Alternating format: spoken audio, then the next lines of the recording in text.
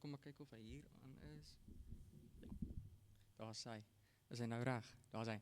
Goeiemôre aan elkeen. Geseënde Sabbat. Mag jy ryklik geseënd wees. Ons is vandag bevoorreg om 'n gas te hê wat ons Sabbatskoolprogram met ons gaan deel. Maar voordat ons oorgie aan ons gas, wil ek net graag vra dat ons saam staan vir ons openingslied.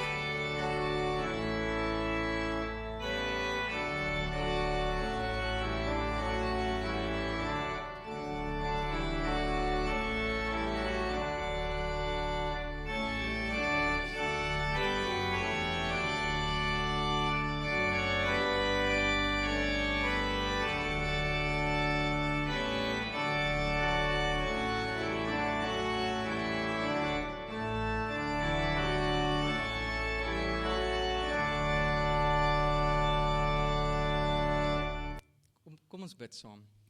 Liewe Here, ons dankie vir die groot voorreg wat ons vanoggend het om die werk van u hand en van u bediening te kan bespreek. En liewe Heer, seën ons asseblief in hierdie voorreg wat ons het om 'n sendingprogram te kan deel tot die verheerliking van die naam. Dis ons gebed in Jesus naam. Amen. Dankie, kom maar sit. Ons het hierdie week 2 verjaarsdag gehad. Oom Dirk, baie geluk met oom se verjaarsdag.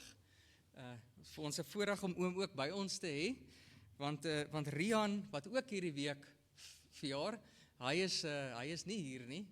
Alhoewel Rian dink ek geniet sy verjaarsdag daar op die strand, nê. Hy het dit geniet daar so in sy afwesigheid. Baie geluk ook aan Rian, maar vir oom Dirk is vir ons 'n voorreg dat oom saam met ons kan wees hierdie week. Volgens my kennis was daar geen huweliksherdenkinge gewees nie. So ek vra om verskoning as ek dalk een gemis het. Dan gaan ons nou oor na die sendingverhaal. Baie dankie.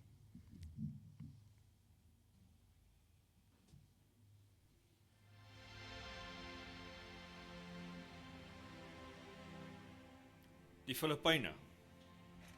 Louis en Ella Finster het op 17 Desember 1908 as baanbrekers sendelinge in die Filippyne aangekom. 3 jaar later het hulle 'n groep gelowiges gestig wat die eerste Filippynse Adventiste kerk in die land sou word. Louis was oorspronklik van die Verenigde State. Hy het aan die Union College studeer. Na die gradeplegtigheid het hy in die VSA gewerk. Dit was egter nie lank voordat hy en sy vrou Ella geroepe gevoel het om die Here oor see te gaan dien nie. Hulle was in Wes-Australië en vir 'n rukkie in Tasmanië voordat hulle na die Filippyne beroep is. Toe Louis en Ella in Manila aankom, was daar geen Filippynse Adventiste nie.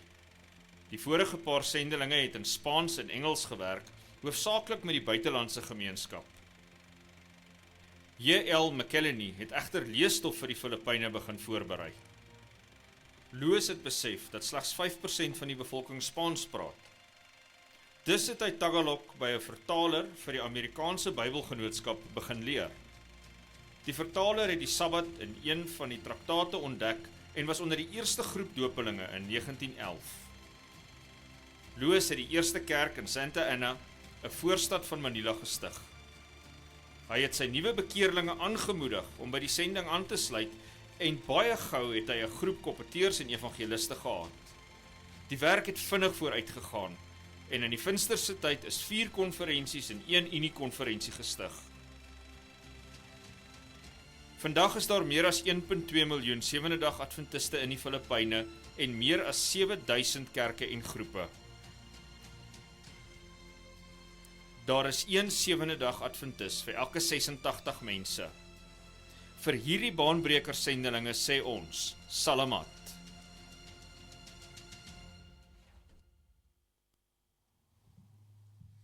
Wat 'n voorreg dit is om te sien hoe die evangelie ook in ander areas van die wêreld versprei word, deur die impak wat ons aan hierdie kant van die wêreld het met die Here se offergawes. So ek gaan graag ons diakones vra om ons sendingoffergawe nou op te neem.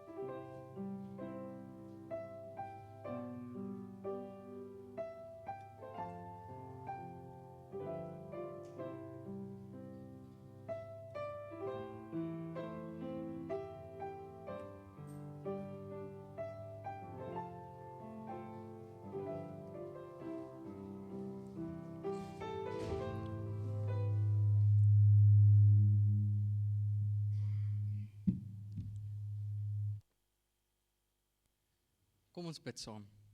Liewe Here, ons dankie vir die groot voorreg wat ons het om te kan sien hoe U evangelie versprei word reg oor die wêreld.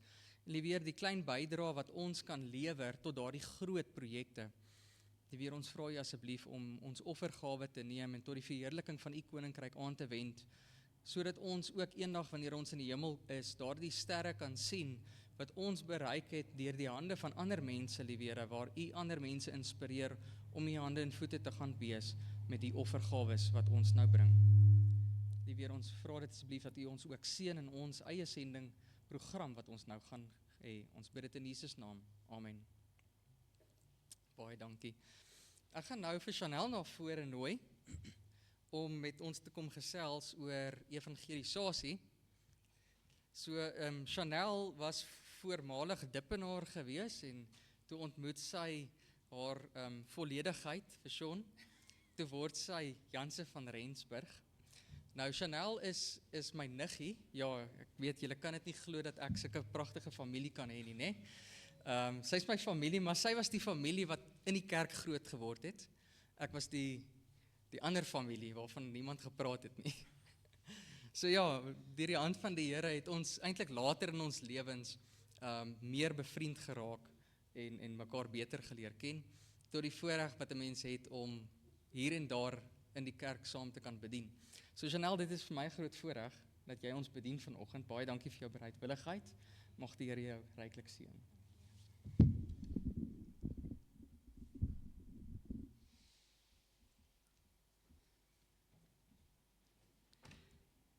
Goeiemôre.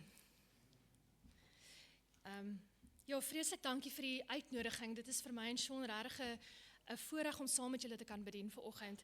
En Jan is reg, ek praat altyd van my boetie se familie.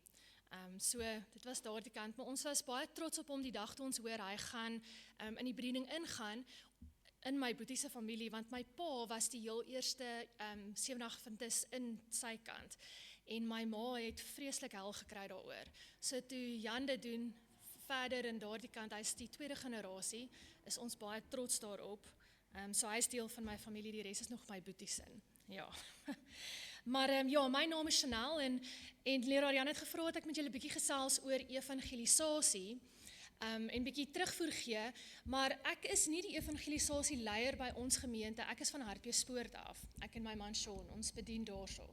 En toe dink ek gaan dit so klein bietjie meer persoonlik maak, ek weet nie of hierdie ding afval, ek is bietjie langer as Jan, sy reg. Ek en Sean het ontmoet seker so 4 jaar terug, ons sal Desember 3 jaar getroud wees, ons is nog, hulle praat ons van die honeymoon fase, maar eintlik verdwyn dit na jaar 2, as jy gaan Google ook. Maar in elk geval, toe ons ontmoet, het ons in 'n baie klein gemeenskap ontmoet, Harties en Brits, ek weet nie of julle dit ken daarso nie, dis almal ken almal daar, of iemand ken iemand se familie. En toe ons nou begin kuier, toe het Sean vir een van sy vriende vertel, ons sien mekaar nou, en sy heel eerste woorde was, is daai meisie wat in daai weird kerk is. Nou, om dit ewen verder te vat, toe hulle nou bietjie meer gesels, en ek en Sean gesels daaroor, toe kom ek agter, Sean het in sy lewe nog nooit gehoor van iemand wat op 'n Saterdag kerk toe gaan nie. Of dat daar iets is soos 'n Sewendag Adventiste kerk nie. En vir meeste van ons is dit, ek dink, 'n baie weird gedagte. Ek het groot geword in die Adventiste. Ek is gebore Adventis. Enige iemand hier 'n gebore Adventis? Ja, so vir ons is dit snaaks om te dink, nog niemand het eers gehoor van ons nie. Want my pa se familie in Brits is ook redelik groot, al die boere. En soos ek sê, met die storie van toe my pa Adventis word, dit was 'n groot storie. So, maar die punt wat ek wil maak is dat, as ons gewoonlik dink aan evangelisasie, dan dink ons aan sendingwerk. Is dit nie so nie? Ons dink dadelik aan Afrika en China of Thailand of daarso waar niemand eers Engels kan praat nie. Maar my ervaring wat ek die laaste 4 jaar gesien het was, in Suid-Afrika, in Hartbeespoort, en as julle weet hoe naby ek en Sean aan die kerk bly, ons bly die naaste van almal in die gemeente ongelukkig aan die kerk, maar so naby het iemand gebly wat nog nooit eers gehoor het dat Saterdag die Sabbat is nie. En dan wil ek julle eintlik vanoggend vra, hoeveel werk is hier om te doen in julle gemeenskap en in julle omgewing, waarvan ons nie altyd bewus is nie. Want ek kan nou hier staan en lekker spog oor my Adventiste kennis en opbrengs wat ek gehad het. En tog moet ek bieg, in my vroeë 30's het ek eintlik eers vir die heel eerste keer my Bybel gevat en vir myself gaan studeer. Self Daniël Openbaring vir myself laat sin maak. Ek onthou nog Daniël 11 het my 'n goeie 2 maande gevat.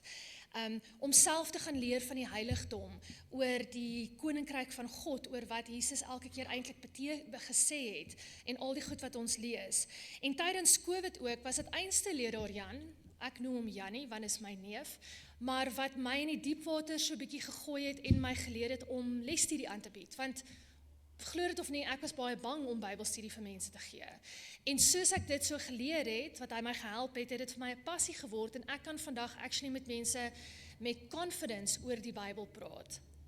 Maar die ander vraag is dan, as julle dink aan ons gemeente, Sewendag Adventiste gemeentes, hoeveel gemeentelede dink julle sal kan antwoorde gee oor Daniël en Openbaring?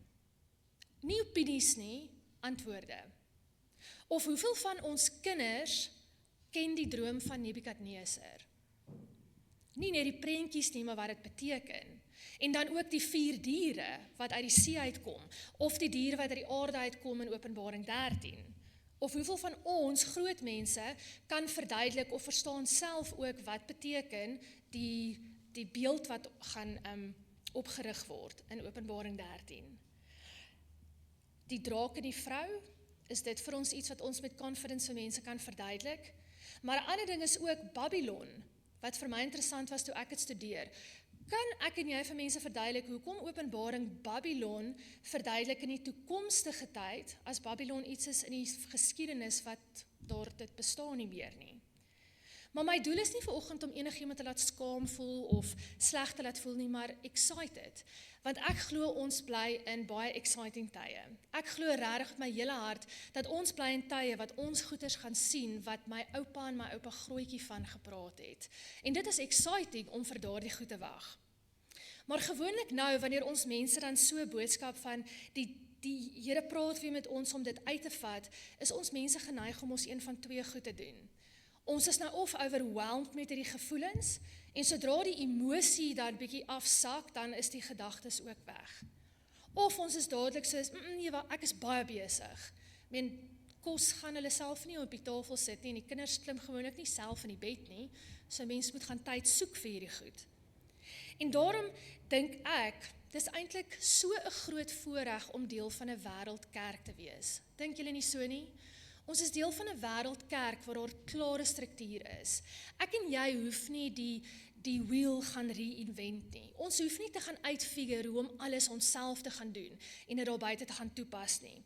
Want ons is deel van 'n wêreldkerk. Ek is seker julle is bekend met die liggaam van Christus en gawes. Die liggaam verskil, elke deel verskil van mekaar. Gawes verskil van mekaar. Maar is die liefde vir die waarheid wat hierdie liggaam by mekaar sit en wat hierdie gawes kan laat saamwerk. En wat sê die Bybel is die waarheid? Jesus sê dit self in Johannes 14 vers 6. Ek is die waarheid, die weg en die lewe. God is die waarheid. So wanneer Jesus Christus jou persoonlike bedieningse main fokus is, dan sal God dit mos seën, as Jesus Christus jou fokus is in jou bediening. En het julle geweet, inreiking kan ook evangelisasie wees. Inreiking kan evangelisasie wees. Om vir julle 'n voorbeeld te gee, ons vrouebediening in Hartbeespoort het die laaste 2 jaar 'n baie veilige en vreugdevolle atmosfeer in ons gemeente geskep. So dat die vrouens wat betrokke is by die vrouebediening, hulle sissies en hulle vriendinne wil ook na die funksies toe kom wat ons doen. Ons kry al gebedsversoeke van vrouens in die gemeenskap vir die vrouebediening in ons gemeente om voor te bid. Dis evangelisasie. Kinderbediening. Nou ek self het baie gefokus op inreiking, meer om die kennis van ons kinders op te skerp en reg te maak. Want ek glo kinderbediening moet ook gaan vir die voorbereiding vir ons kinders vir die doopklasse wat hulle moet bywoon. Maar selfs dit met die kennis, ons kinders, daar's so een seentjie wat kaartjies uitdeel by sy skool. En die rede daarvoor is eintlik baie funny, want hy's in 'n plaaslike skool en hy en sy boetie is die enigste adventiste. Maar hy het bietjie moeg geraak om vir mense te sê of vir die kinders te verduidelik hoekom gaan hy op 'n Saterdag kerk toe. Toe gaan maak hy 'n kaartjie met al die Bybelverse en elke keer as iemand vir hom vra, maar hoekom gaan jy op 'n Saterdag kerk? Hy sê, hier's vir jou kaartjie met die versies, gaan swat dit vir jouself. Dis evangelisasie. Ons het selfs een keer 'n skattejag gehad met die kinders. En een van die clues wat ek weggesteek het ek duidelik baie onduidelik gemaak, want niemand kon dit kry nie. Maar toe, in Spar se vrieskas, agter die vegan braai patties, toe's daar 'n klomp kaartjies met Bybelversies en gedagtes in, vir mense wat dit moes seker gaan kry vir die volgende week of 2. Dis evangelisasie, en is amazing hoe die Here in sulke maniere werk. Maar ons evangelisasiegroep self, hulle is baie aktief, maar by een geleentheid hierdie jaar het hulle oor die 1000 boeke uitgedeel. En die mense wat dit gevat het, want ons het verniet Bybels in die groot stryd uitgedeel, en mense was, ons kan dit nie verniet vat nie, maar ons het verniet uitgegee, oor die 1000 boeke. Bejaardebediening is 'n ander voorbeeld. Ons het 'n tannie wat bejaardebediening doen, en dit was haar mission gewees hierdie jaar, om by elke bejaarde gesin of persoon uit te kom en 'n besoek te doen. En sy het my in die begin van die jaar ook ingetrek met dit. En selfs so iets wat inreiking was, ons het die een oggend vinnig by 'n tannie gaan kuier, wat in 'n ouete huis is in Harties, en net regtig 5 of 10 minute spandeer, want ons was haastig op pad na ander mense toe. En die gebed wat ons daar gedoen het, maar die tannies wat saam in die sitkamer was, het langer gevat om vir ons dankie te sê en te sê wat dit vir hulle beteken, as wat ons eintlik aan gebed spandeer het. Dis evangelisasie. So die punt wat ek wil maak vanoggend en met julle wil deel, jy hoef nie die evangelisasie leier te wees op julle kerkraad om evangelisasie te doen in die gemeente nie. Wanneer jy gefokus is op Christus, wat ook al jy doen, bring die Here hierdie goed en hy seën ons. Want nie almal van ons is okay en gemaklik daarmee om boekies te gaan uitdeel en met vreemdes te praat nie. Is ek reg? Dis nie ons almal se ding nie. Maar jy hoef nie met vreemdes te gaan gesels om te evangeliseer nie. Maar die key ding is, ons moet elkeen iets doen. Want wanneer ons die waarheid liefhet, gefokus op Christus, is wanneer hierdie liggaam begin beweeg en wanneer God ons seën. En ek wil julle 'n storie vertel van 'n ware sendingstorie, dalk het julle dit ook so rukkie terug gehoor. Dis in Thailand, my jongste boetie bly in Thailand, al vir 7 jaar. En een keer toe lees ek 'n storie daar van 'n klein seentjie, hy was 2 of 3, ek is nie seker al die 2 en 3-jariges kan al praat nie, maar van hulle kan seker, ek het nie self kinders nie. Maar die storie vertel dat die een aand is die seentjie en sy ma slaap in dieselfde bed, en die volgende oomblik sê die klein seentjie vir sy ma, hier's iets in die kamer. Nou, ek weet nie of julle Thailand se gode al gesien het nie, daai klein beeltjies. Ons was so 2 jaar terug in Thailand, ons my boetie gaan kuier het, en dit is die vreeslikste beeltjies. Ek sou ook skrik as ek 'n kind is, as ek so iets moes aanbid. Maar die seentjie sê vir sy ma, en hy gebruik die woorde, God is hierso. En dadelik is hulle albei onder die kombers, want hulle is bang. En later op 'n stadium, kyk sy ma en kyk en hulle sien, okay, daar's niks meer nie, en die seentjie voel nou veilig om uit te kom. En die seentjie sê vir sy ma, mamma, God wat nou hier was, het vir ons gesê, en hy het vir my gesê, ons moet kerk toe gaan. Nou, die sendingverhaal vertel ook, dat die woordeskat wat die seentjie gehad het, en in hulle Thai taal, hy het nog nooit eers die woord kerk is vir hom geleer nie, maar hy het die woord kerk gebruik vir sy ma. En die volgende dag, toe hulle nou weer daaroor praat, toe sê sy ma, nee, dis reg, ons sal kerk toe gaan, met jou verjaarsdag. En die seentjie is, okay, dis reg, en so gaan dit aan, en hy verjaar. En na die koek uitgeblaas is, en al die excitement is oor, sê hy vir sy mamma, okay, kan ons nou gaan? En sy sê, waartoe gaan? Sy het vergeet hiervan. Sy sê, mamma, jy het gesê, ons kan kerk toe gaan as ek verjaar. Okay. Toe gaan hulle nou na die volgende week, na die naaste kerk toe wat hulle kon kry, en in die noorde van Thailand is daar redelike groot footprint van die 7-Adventiste ook daar. En hulle het gegaan. En die storie vertel eintlik dat 2 jaar later, want die seentjie die storie skryf toe hy 14 was, toe sy oom, sy ma, sy ouma, sy oupa, soos hulle almal in die kerk. En dit van 'n woord wat nie eers vir hom geleer is nie. So, wat ek daaruit vat, is God stuur mense na ons kerke toe. Hy het ons mense nie eers nodig nie. Maar 'n gedagte wat ek graag by julle wil los. My man Sean, toe hy nou die Sabbat geleer het van, en hy het by ons gemeente aangesluit. Hy sê altyd, die eerste dag toe hy daar aangekom het, hy het so verwelkom gevoel. Dit was vir hom so tuis, en die mense was net so vriendelik. En hy het baie vinnig lief geraak vir ons gemeente. En dis waarmee ek graag by julle wil los. Om 'n besoeker self net welkom te laat voel, is ook evangelisasie. Want hier sit my man al vir 4 jaar in die kerk. Jy hoef nie die evangelisasie leier te wees nie, maar om Jesus gefokus te wees in jou bediening, in inreiking, kan ons die gemeenskap daar buite bereik, selfs mense wat nog nie eens van Sabbat gehoor het, wat om ons is nie. Ja, so ek hoop dit help. Ek sal graag, kan ek vra dat ons saam bid. Ons Vader wat in die hemel is, Here, wat 'n groot voorreg vir ons om hier te kan sit, en dankie Here dat U met ons die Sabbat nuus al gedeel het. Dankie Vader dat elkeen van ons wat hier is, die waarheid ken en verstaan, en Here ook dit lief het. Want Here, ons weet wanneer ons die waarheid lief het, is wanneer ons dit met 'n warm hart deel met die mense buite. Want Here, ons kan nie anders nie, dis 'n natuurlike reaksie. Wanneer ons soos U wil wees, dan trek ons mense na God toe. Vader, asseblief seën ons in hierdie Sabbat. Dankie vir al die seëninge wat U vir ons voorberei het vandag. En Here, mag ons hart asseblief aanvanklik wees, die grond reg wees vir die Heilige Gees wat daarin meer seëninge wil gee, sodat ons die vrug van die Gees kan dra. Here, dat ons geken word as kinders van God en as mense van die woord en van die waarheid, anders as die wêreld. Dis my gebed in die naam van Jesus. Amen. Daar's 'n slotlied wat ons gaan staande saam sing.